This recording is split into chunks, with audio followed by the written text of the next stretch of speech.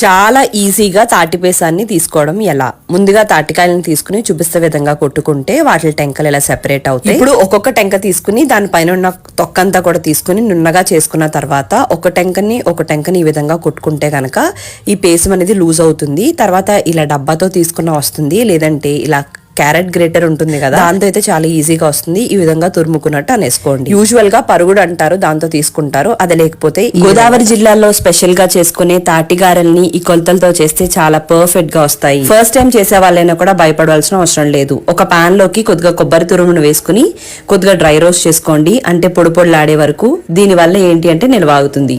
ఇప్పుడు ఒక కప్పు తాటి పేసం తీసుకోండి, దాన్ని ఇలా స్టైనర్ లోకి వేసుకుని ఇలా చేస్తే గనక పైన పీచ్ అంతా కూడా ఇలా ఉండిపోతుంది. దాంట్లోకి ఇప్పుడు ఒక కప్పు దాకా కూడా ఉప్మా రవ్వ, ఒక కప్పు బియ్యం పిండి, ఒక కప్పు వేయించుకున్న కొబ్బరి తురుము, 1.5 కప్పుల దాకా కూడా బెల్లం. మా బెల్లం కొంచెం డార్క్ కలర్ ఉండడం వల్ల గారెలు కూడా డార్క్ కలర్ లోకి వచ్చాయి. ఇవన్నీ కలిసి అలా బాగా కలుపుకోండి. ఫస్ట్ కొద్దిగా గట్టిగా అనిపిస్తుంది, కానీ బెల్లం కలగడం మొదలైన తర్వాత ఈజీగా మెత్తగా అయిపోతుంది. టేస్ట్ చూసుకుని కొద్దిగా బెల్లం యాడ్ చేసుకోండి. తాటి పేసం టేస్ట్ బట్టి బెల్లం అనేది అటు ఇటు అవ్వచ్చు. అంతా కలిసేలాగా బాగా కలుపుకున్న తర్వాత అప్లై చేసుకుని అలానే ఇలా అరిటాకం తీసుకుని దానికి కూడా కొద్దిగా నూనె అప్లై చేసుకుని చూపిస్తున్న విధంగా గారెల్లాగా చేసుకోండి.